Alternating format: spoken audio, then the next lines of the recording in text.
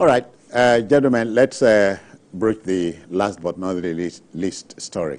You know, in politics, intimidation, which is a tool employed by opponents, is a dark art. The teething problems of the main opposition party, the PDP, are far from being over. Acting Party Chairman Ambassador Umar Damagum is agitated as we speak, and so addressing the audience at the National Reconciliation and Disciplinary Committee, the acting chairman berated those spreading misinformation about the NWC's operations. I cannot be intimidated to resign. The more you mention me, the more popular I become, he hollered. Mr. Acting Chairman, in politics, stupidity, as they say, is not a handicap. That's according to Napoleon Bonaparte Charles. It's laughable. So instead of fighting for he got angry. Instead of fighting for collective glory, you are now you want to appropriate the glory to yourself to say the more you talk about him, the more I get. He's just fighting back. But you didn't know what he said. He said they have made him so popular that he's even thinking of standing for election in 2027 as president. That's to tell you. But I think for me, he's just banter. He's just sticking it down their throat. But again, let's face it. If you wake up every day, there are some individuals simply abusing. Yeah, exactly. So people don't find it amusing. What's your endurance level? How long can you? Yes, your endurance level will snap at some point, and you say, "Let me give it back." As a human being. But again, I always ask a question: Who do PDP actually? I remember, when we just this journalist Hangout just transitioned from E15 to journalist Hangout in 2015, following the election that Jonathan lost and the PDP, we had cause to discuss this matter about PDP. After they lost the election, they just went back, and then the soul of the party could not be recovered. It's the same thing that's happening. So does it mean if a party has lost the election, then they will lose their soul? They've tried all this last-ditch effort to regroup, because whether like it or not, in any society where you have no very viral opposition, it's always a problem. Oh, yeah. Because it's opposition also is also there's what they call the keeps you on your toes. In biology, there's what they call the economic importance of a cockroach. Now, there's also the importance of an opposition in a democracy. Because in Africa, there's no way in Africa that a one-party state can run anywhere successfully. So if you have a government in position, you can have the other one, very strong, have their shadow government, telling people what they could do differently if we're in government and all that. Yeah. But we always find, after the election, the other party will always start running riot. And so for me, Damagum, I don't know so much about him apart from what I read in the paper and all that. I think it has a lot to do by trying to build the party back, build it back to national reckoning. Kola Lobodiyon, who also is one of the people accusing him, he was there as the spokesman for Innovata. Is he saying that Kola doesn't know what he's saying? So I think there's a way they could do it to find a way to recover the soul of PDP, build it so that a Nigerian can be happy that you have an opposition that can help us keep APC on their toes and deliver democratic dividend to us. BQ, have you heard this? They say the man who says don't let little things bother you has not slept under a mosquito net with one mosquito. Because you no go sleep. I don't go sleep. The humming alone. The noise. The singing. The humming alone. The singing that it will be singing. So in politics, it's larger. The thing is, you see, the contestation for influence and power in the PDP is a very interesting one. There are people who hate Damagum now because they believe that he is weakest man. Wow. When you see people like the House of Reps member, Ugo Chinyere and others attacking, it's because they believe that we have to chase this man away. He represents his weakest person. Look at what Baba Edwin Clark has been saying. He's not saying they should remove Damagum for anything. He's saying it because he believes that Damagum is the weakest person. He's working. He has said so a number of times. Yes. You know, so that is the thing. They are not talking about the larger interest of the party.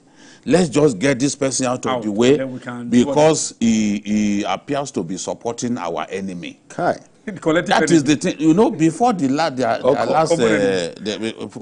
last major meeting, many people predicted that Damagum will go. I have a friend from Kaduna State in the PDP that I always listen to. You know, I get some insight from him. He told me, no, Damagum will not survive that.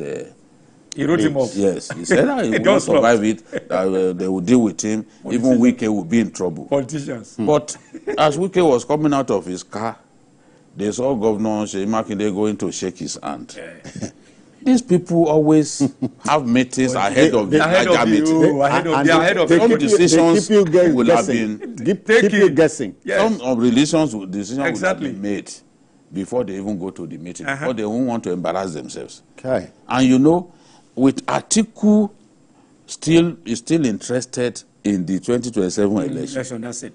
He knows that he cannot be a candidate without having his own person at the helm. Yes, he wants his own person at the helm. Elements and tendencies loyal to Atiku would rather kick Damagum out of the way. So, and the criticism, the attacks are coming from those people. Just look at, read some of those. You will not, it's not going to come from somebody who is neutral, for example. Okay. The person who wants to, Atiku to emerge as the next presidential candidate of the party, as if the party was created for Atiku. Those people will want to get Damagum out of the way. Okay. So and put their own person there. With their person there, they believe that their chances will become brighter. And you know, so at the end of the day, Wike spent a lot of money to keep the PDP going. At a time when many of the PDP leaders were even defecting to APC and were not prepared to fund the party. He volunteered to continue to do that. So for that, he already has a cult of followers. A base. Yes. You know, so whether we like it or not, vice-like hold. If it was someone else that began to work for Asiwaju, he would have been sent back. But he said he took permission from the national chairman. And who is the national chairman? Is Damagum. So for Damagum to give him that permission, to have given him that permission to go and work for the ruling party, then people will think, so this is Wike's person.